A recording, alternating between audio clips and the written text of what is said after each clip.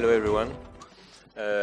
So I'm Gilles Moyse, founder of Recital and CEO as well. So we are a pretty young startup doing natural language processing. And today I'm going to talk about one, this is a very hot topic in NLP today. This is machine reading comprehension, and especially how do you make it work across languages and across domains. So Recital, why Recital? Because in French, NLP is called TAL, so Traitement Automatique du Langage, hence the Recital. Okay, that's the pun. So we propose machine learning and deep learning algorithms in order to work on text data. So obviously, everyone today is doing machine learning and deep learning. These are the great buzzwords of the time. So I like to take some time in order to explain what is it really and how it is, as of today for us, a real difference compared to the concurrents.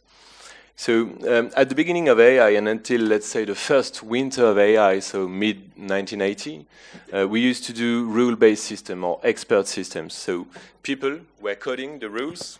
So I'm going to say that. People were coding the rules by hand. So you have to understand precisely the process you wanted to code and then ask a programmer to code it. So this is basically a rule-based or an expert system.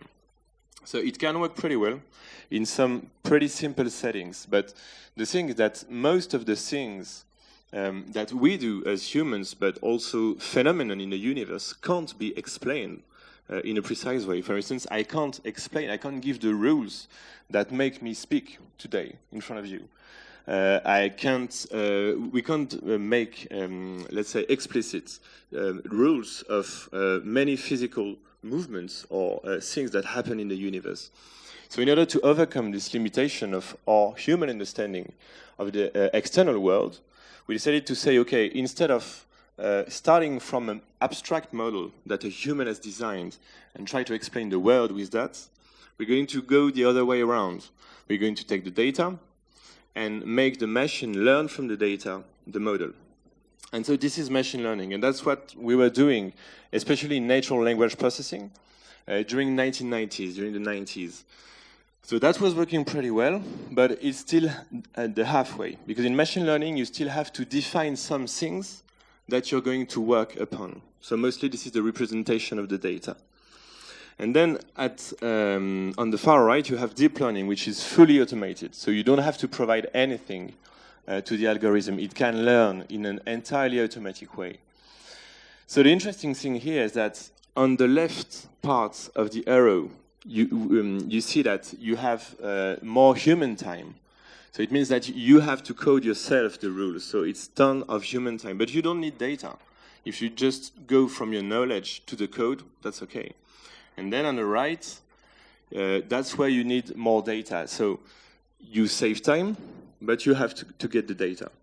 So here we are located at Recital on the right part of the arrow. So we think that we must learn from data and not from experts. So this is machine learning and deep learning.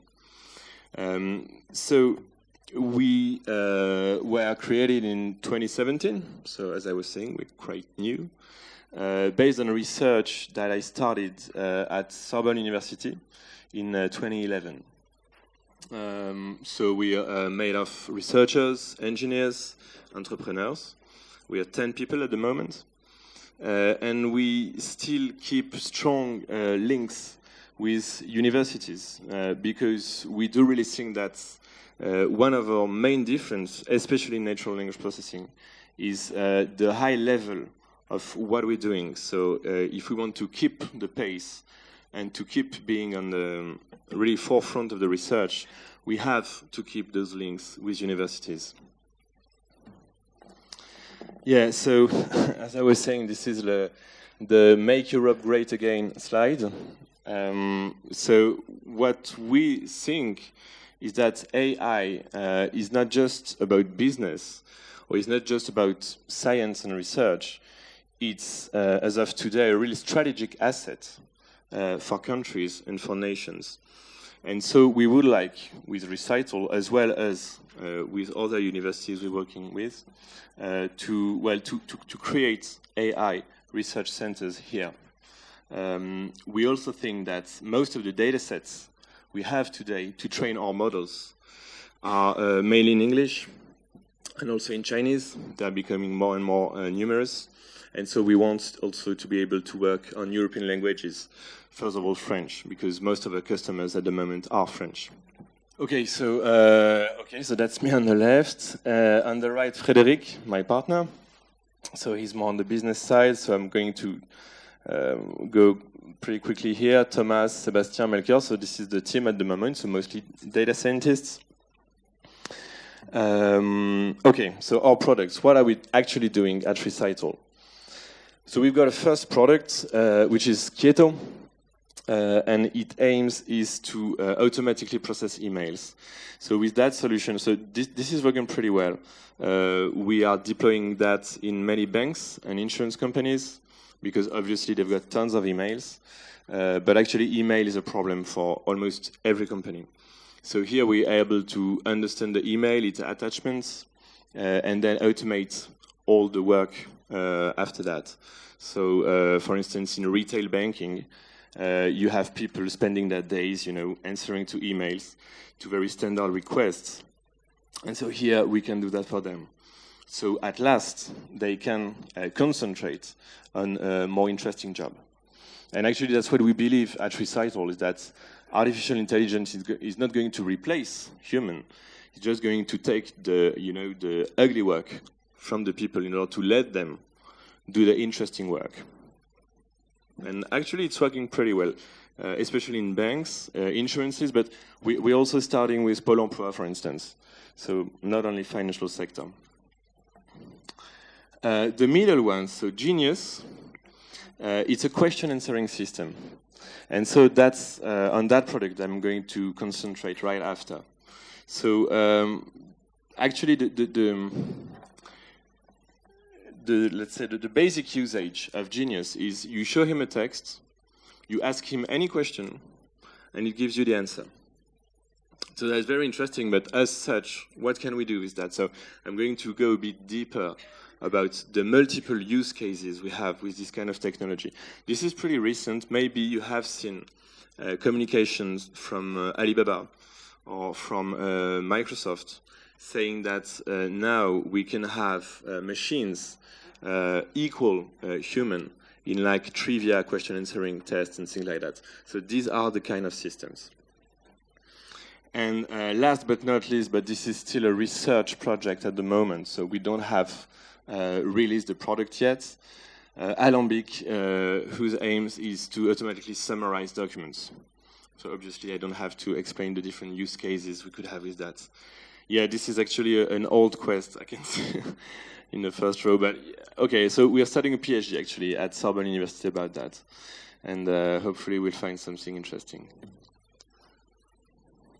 Okay, so these are our references up to now. So yeah, banking, legal. Okay. Okay, so now Genius. Let's focus a bit on that, because the name of this presentation was "Is translation all we need?" So the question is, once you have a complex model, how can you make it work for different customers in different languages? So first of all, what is Genius? Genius is a question answering system. So obviously it can find answers in your documents. So for instance, some customers come to us and tell us, okay, we got like 400 pages of like rules, internal rules or internal product referentials or specificities. How can we make them available through a chatbot or through a search bar, or through an email, or through, why not, a voice call to our counselors for the customers. So this is obviously the first usage of that. Well, actually, Google does it right now. If, for instance, you ask Google, where is Louis XIV born, for instance, Louis the King, it tells you Saint-Germain-en-Laye. So it directly provides you with the answer, rather than, just giving a long list of URLs that you'll have to check independently. It directly gives you the answer. The only thing is that obviously no bank and no insurance company wants to be forced to give its data to Google in order to have this technique. So that's what we're doing. Actually, we're kind of providing this kind of intelligence and capabilities, but that remain within the company. So first use case. Second use case, automatically answer your customers, collaborators, even auditors. A private equity asked us for that. They told us, okay, we always received more or less same emails from PricewaterhouseCoopers, auditors. Can you automatically answer that? So each answer, give them each question, give it to Genius, and then copy-paste the answer. So that is feasible as well. We also use it to validate documents. We also use it for information extraction. For instance, you got 10,000 contracts, and for each contract, you'd like to be able to extract the beginning date, the end date, the amount of money you have to pay in that case, etc., etc., so that it automatically asks the same questions over 10,000 documents and fills for you a huge database or Excel sheet with, for each contract, its characteristics. This is my voice, maybe like, okay, Google? No. Okay, so, and the good thing is Genius works out of the box because, this is, the big advantage of deep neural models is that they are trained on such big amount of data that they're able to generalize. So that's why it works out of the box, which is pretty interesting. Because, what most of customers tell us is that at the moment, when they start an NLP project, they have like 3 to 6 months, filling dictionaries, linguistic rules, formatting documents in order for the algorithm to be able to analyze that. The good thing with deep learning is that at least this is the promise. Obviously, in practice, sometimes we have to fine-tune some very specific parts, but the promise of deep learning is that it is really end-to-end. So you don't have to, pre-format your document or make long dictionaries, things like that. Okay, so better than words, images. So this is a demo we did for the Ministry of Army, because they spot us and they told us, okay, please show us what you can do. So here we are working on so obviously it's not confidential or classified. These are pages from English web, from newspapers in English, talking about the French military in Iraq. So it's a bit sad that you can see the color, but okay. So you got a small search bar, ask me a question. So here the question is, how many Kurds voted for secession? And the answer is more than 90%. So obviously no one ever asked him that very question before. But he understood the question, browsed through the database of articles that we had been provided with, and understood that more than 90% was the correct answer for that. And actually you can click on the article, so I don't know, maybe you can't read it easily, but here you got a sentence. Mr. Abadi wants the Kurdistan regional government to annul the results. More than 90% voted in favor of secession. Or no. So this is very useful, to extract information in any kind of database documents. So how does it work? So I'm getting a bit technical here, but maybe I won't go too much in depth. The idea here is that, because if you want to process words, computers just process numbers.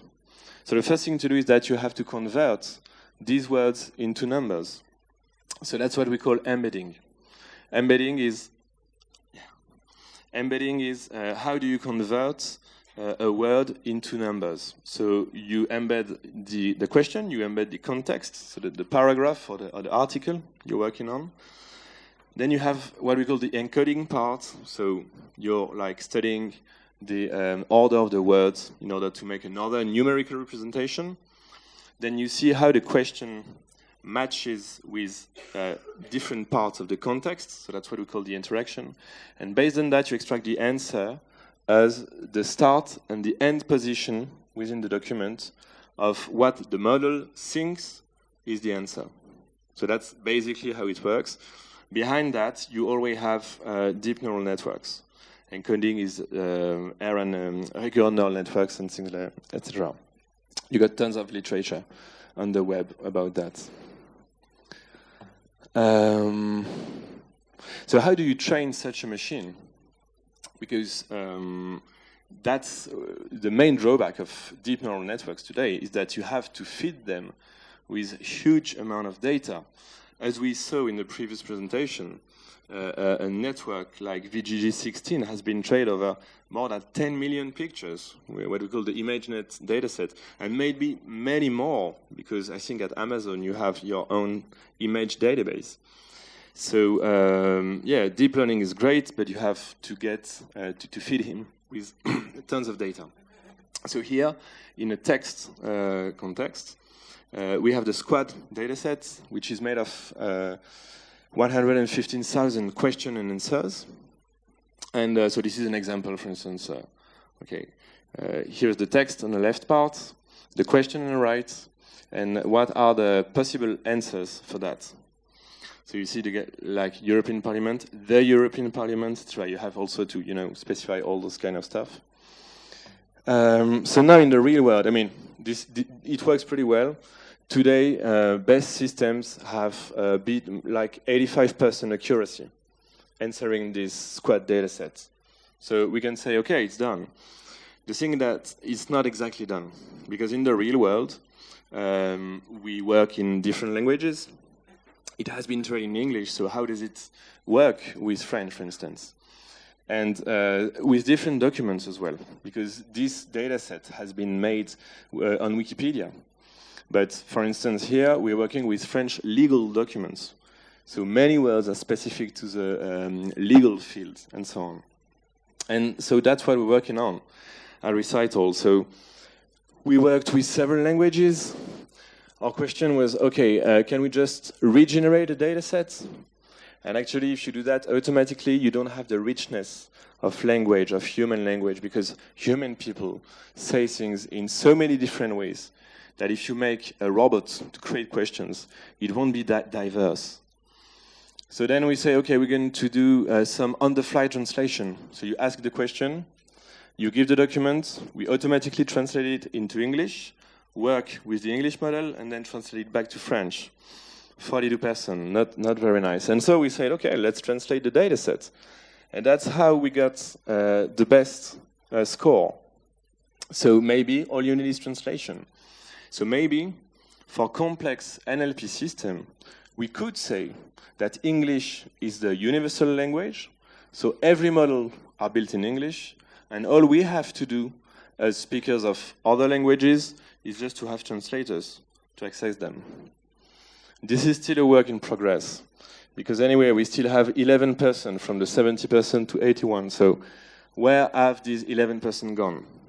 Still working on that. And so the question is, should we need a French dataset, a French SQUAD? Should we build it? We'll see. Same thing for the cross-domain. So how do we do with customers? We want to make things quick. So I mean, if it doesn't work, let us know it quickly. So that's why we say fail fast if you have to. So what we do is that we design just 100 question and answers, because we don't want the customer to build 115,000 question and answer pairs. So we'll use that for validation. Get as much unlabeled data as you can. This is easy to provide. Just give us documents. You don't have to tag them. Just give them as they are. Then we do some domain transfer and validate with the client. So it's working pretty well. We're doing it with 2 legal departments in banks as of now. And we still have some open research, which is, okay, how do we really get from the client domain and make the intelligence that we have in the system be able to be used in external domains. Okay, so that's what we do at Recital. Thank you. You mean our competitors? What is your competition? Yeah. In France, there is a company called Synapse in Toulouse. But I think they don't use deep learning approaches. They use like more, I would say, old school approaches. And otherwise, obviously, Google. Facebook publishes a lot on that.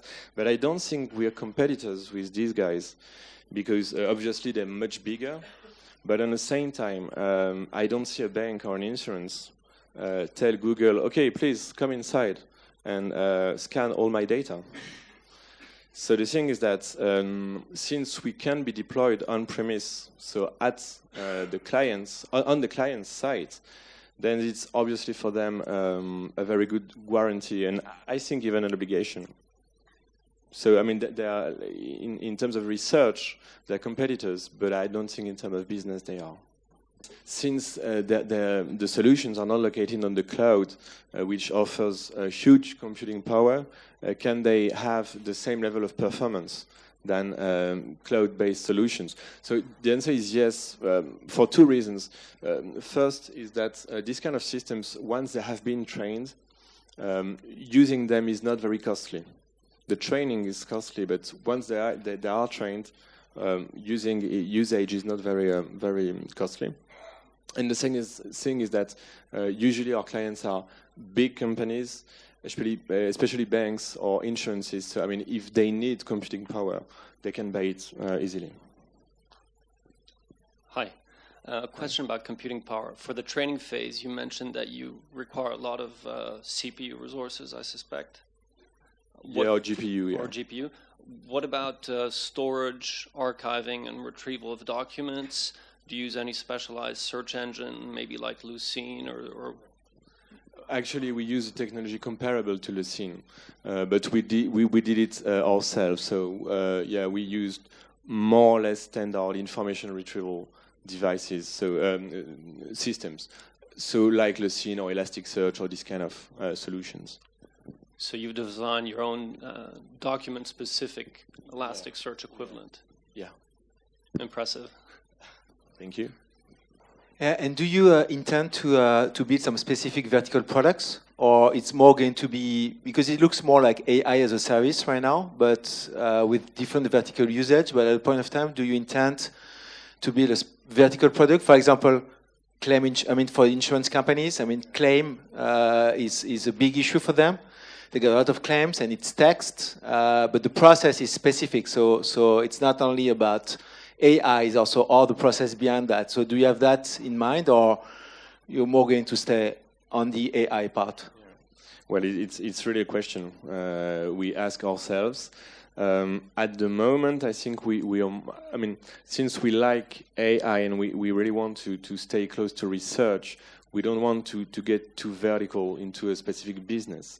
So at the moment, we want to stay horizontal, let's say. But who knows? So at the moment, we are horizontal and we are addressing different markets. But maybe one day we'll be like the solutions for banking and insurances sector. I have another question in that way. Basically, when we see your background, you have a strong academic background, and as well the other side in the business. Do you have any leverage to be a partnership with university, especially for the algorithm? How do you take advantage of that? Yeah, mostly for us, the advantage is being aware of what is being done.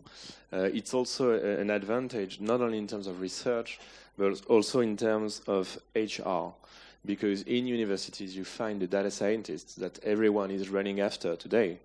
Everyone wants to get data scientists. And so when you can have them before they get that diploma, then obviously that's very useful too.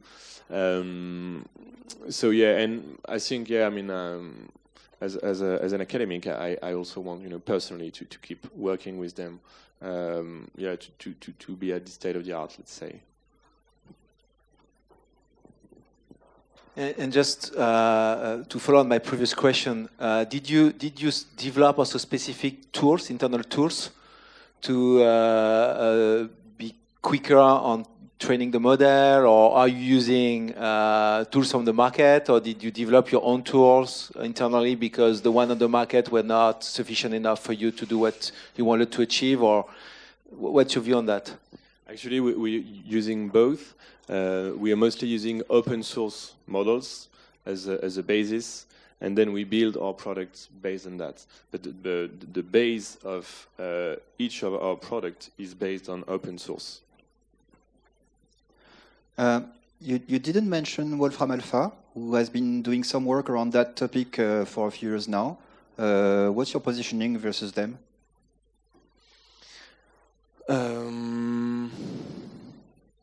Yeah, that's true. They did that, and I remember that Allen AI also had this kind of question answering systems for mathematical. Because if I remember correctly, Wolfram Alpha is really dedicated to mathematics.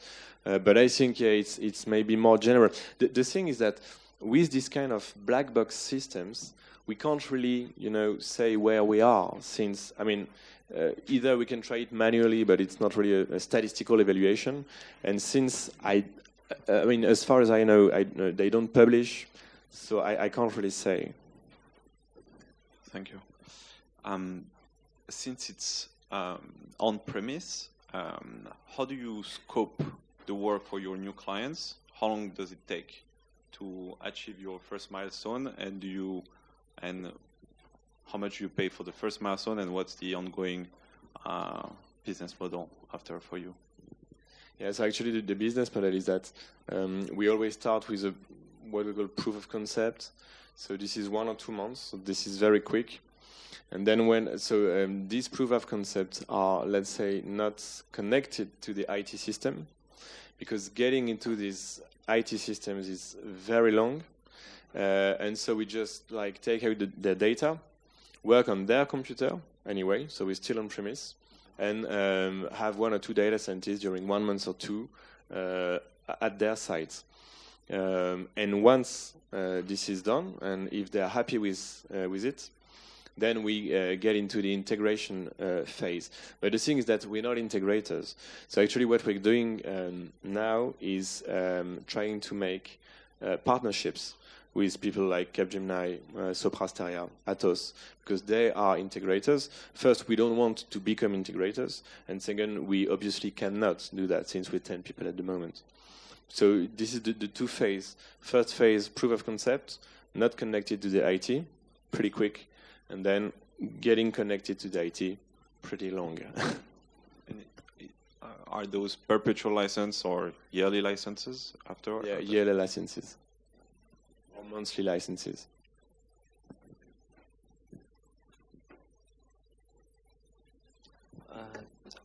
Do you think, do you have a problematics, a business problematic statement with the volume of data for training data? You have been talking at the beginning about how to access to this data. Do you think is it important? Is it an important driver compared to your main competitors like Google or other competitors, where we have a mass of daily questions to their ecosystem? Is it something that's which represent a barrier for your research program? I think since we are on very different scales of data, Google, Facebook, and the likes, but actually there are not that many. Work in a big data world, and we work in a small data world. And actually, these are 2 worlds. And even the algorithms we use are not exactly the same. For instance, at Google, but also at Amazon or Microsoft as well, they have great infrastructures in order to be able to process, let's say, for instance, Google, they process more than 3 million queries a second. I don't think so. Even one person in France can do that. So they have a great technological stack. But we're not working on that. We're working on the opposite end. We're working with people saying, okay, if you want 500 emails, that I have to classify them. And so we work with small data, and there is, I think, the future of artificial intelligence research lie in that field. specifically because everyone has been talking and searching in the big data world, but actually the real world is more a small data world. And it appears that humans also learn very quickly. For instance, I have a kid, he saw 3 times a cat. He understood what is a cat. He doesn't need to be shown 1 million images of cats in order to understand what is a cat, as most AI algorithms are working as of today. So we are working on the opposite part of the spectrum. Understand from small data. Yeah, just to be more specific, like I'm talking about the time to market. Like if we have like big volume data, I think like the big the only the players who have big data sets who can shorten this time to market and then create like some new business models and target models like that really respond to users requirements. Like, is it something? Yeah, it really depends because we're not a B2C company. We are really a B2B company. So in B2B company, you're not in face of the same problems and also in front of the same volumes of data. So we don't have exactly the same problematics. Hi. A question about open source. You mentioned that you still work with a lot of research institutions. Do you have any incentive to open source any part of your algorithms or any of your methodology to get them to collaborate with you, or it's not really an issue? No, not really. I even say that we rather have an incentive not to open source. For us, because obviously it's our knowledge and our difference. So, for us, open sourcing is more like, to bring a community with our projects.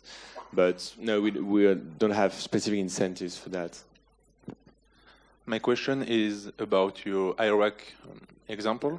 You had 1 question and 2 answers with 2 different confidence rates. What does it measure? Does it measure how the answer match the question or how the answer is true? Actually, what it precisely measures is how the system is confident about the fact that the answer starts here and ends here. So this is what really it measures. So is it a measure of the truthfulness of the answer? I don't know. It's really, this is the maximum confidence of the model about the answer. So this is really a statistical confidence measure. Yeah. Thank you. Very interesting talk. Curious, in terms of the banks, once you have installed your system, and appreciate that you say that it's on-premise, so it no longer communicates with your team and your code? No. It's nothing leaves the banks or the company. And so how do you update your software? We go to their place and we update it. Okay. And a separate second question. How do you make it easy for somebody? You had some great names on there, SocGen and BNP. How do you make it easy for them to say yes to try your product?